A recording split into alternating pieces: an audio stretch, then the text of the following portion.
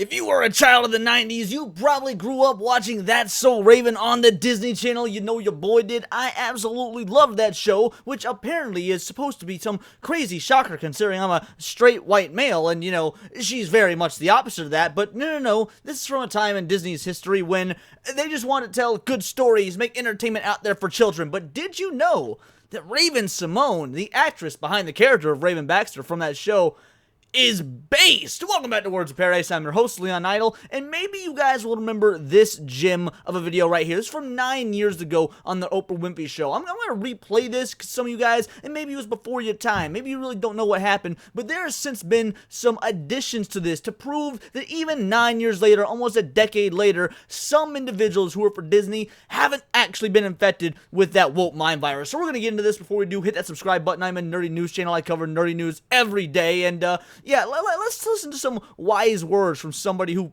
worked for Disney and somehow escaped insanity. So you don't want to be labeled gay? I don't want to be labeled gay. I want to be labeled a human who loves humans. I'm tired of being labeled. I'm an American. I'm not an African American. I'm an American. Oh, girl, don't set up get you the started. Twitter on fire. I'm sorry. Of course, Oprah is gonna, because we know how Oprah is quite literally the textbook grifter when it comes to modern day race relations. I mean, What? I'm sorry. My Lord. What did you just say? Stop the tape right now. Okay. I will say this. What? I mean, I don't know where my roots go to. I don't know how far back they go. I can't go on, I don't know how far back, and I don't know what country in Africa I'm from. But I do know that my roots are in Louisiana. I'm an American. And that's a colorless person. Because we're... Bam! Look at that. I'm an American. I don't want to be called an African American. I'm an American. That's a colorless person. Such awesome words. The way the world should work.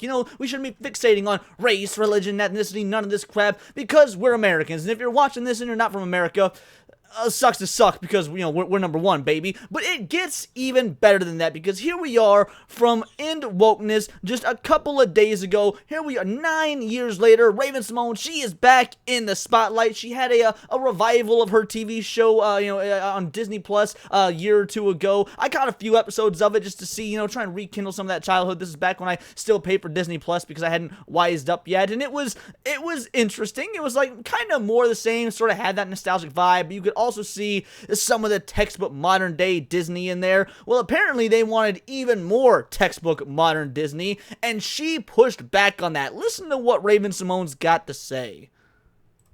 I think Disney wanted her to be queer in the beginning, and I just didn't feel comfortable doing that. They were like, "Do you want Raven to be gay?" I said, "Why?" "Because you are." I said, bad reason.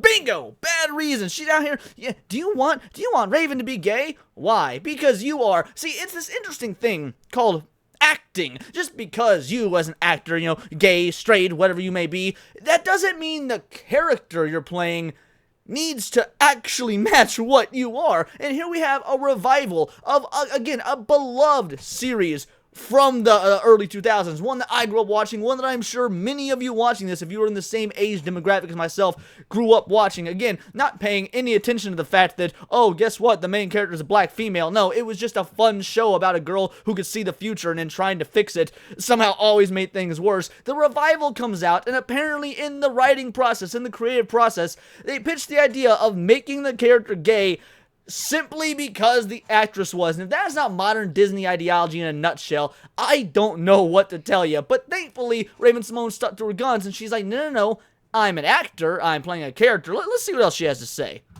That's a bad reason. No. Raven Baxter never exhibited any type of sexual identity situation in the priors. I'm not being myself on this show. I'm being a character.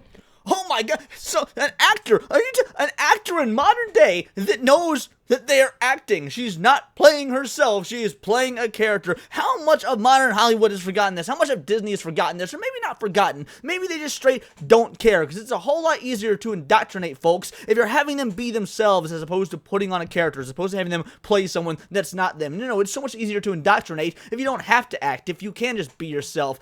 This is actually mind-blowing. This came out, and again, mad respect. I respect the hell out of her, because here we are 9 years later after that original I'm not African American, I'm just American, and she still holds these base beliefs. You wanna know why we're not over here throwing a fit like, oh, look at Raven-Symoné being gay and being put in these Disney products? No, because we don't give a shit about the fact that the actress is gay. There's not some sort of forced indoctrination being put on the children and a complete change and alteration to a classic beloved show and character. Raven Baxter's not gay. I think Disney Bingo! wanted her Raven to be. Baxter's not gay. And it's kind of amazing here because Disney is absolutely they're in complete and utter dire straits, because while we have individuals throwing fits about race relations this and LGBT identity this and the Acolyte's the greatest show ever because it's the gayest Star Wars ever made, that's coming directly from the creator of the show, well, look at this. Disney forced to reveal unequal pay on the Star Wars show, The Acolyte. So you're trying to tell me The Acolyte, the Star Wars show that has been billed as the gayest Star Wars ever, again, the showrunner's words, not mine, she said that, the show that is proudly shows strong women of color, strong people of color in general, that have probably, pronouns out the ass in that show. I wouldn't know because I don't watch it. Disney Star Wars is dead to me. In fact, Disney Star Wars to me has been dead for quite some time. But the fact of the matter is that this show has been touting itself as this paragon of inclusivity, this paragon of DEI at its finest, because they still use that as if it's a proper term, as if it's a positive. Oh, wait. Unequal pay on the set? What's this got to say here? Documents filed by Disney revealed in its latest Star Wars spin-off series, The Acolyte, isn't a force for equality, despite famously featuring a female-centric cast. According to the filings in early April last year, when the production streaming service was still in full swing, just 30% of the 695 employees are women. So, just 30%. So what is that, around 200, give or take, 250 of them are women. And they average an hourly pay that was nearly 20% lower than the men's. Now, obviously, when you look at averages, you look at statistics, what are their jobs? What is it they're doing on set? Do you have more female PAs as opposed to actually, males behind the camera?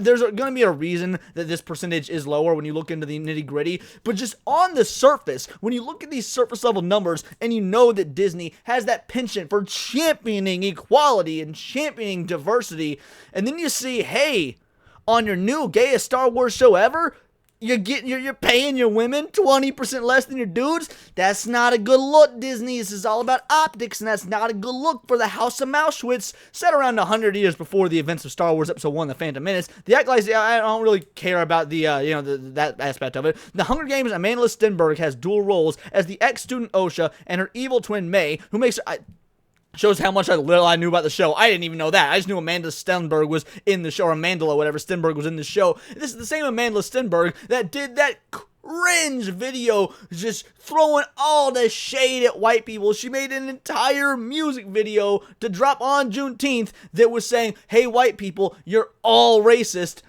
It's funny you decide to do that instead of going after your employer for potentially paying you less than dudes. It's weird how that works out. So you know what? If you had to give me the option between supporting, something that Raven-Symoné was in, this proud gay black woman, or something that Amanda Stenberg was in, this vile racist child who has no idea how privileged she is, throwing shade at white people, even though she's only half black and, has a white father. I will choose the Raven-Symoné Bat Project every time, because if one person is to say, hey, these are the values of America, this is what I would like to portray to the youth, portray just to the populace of this great nation, yeah, I would give it to the gay black woman who actually does seem to care about the American values. Are there going to be people out there that throw a damn fit because, oh, how dare she be gay? Yeah, sure, absolutely, those people are going to exist, and those people are what we collectively know as retarded. But at the end of the day, we have seen a beautiful, excellent, awesome, teachable moment here that not everybody in Disney, not everybody in Hollywood has been bitten by this bug. Not everybody's insane. Even the people you think would champion this mind virus the most, even the people you assume would be at DEI hire. Oh, why did they bring back Raven-Symoné? Why did they reboot That's So Raven? Is it because they want to bring back the black show for that DEI money?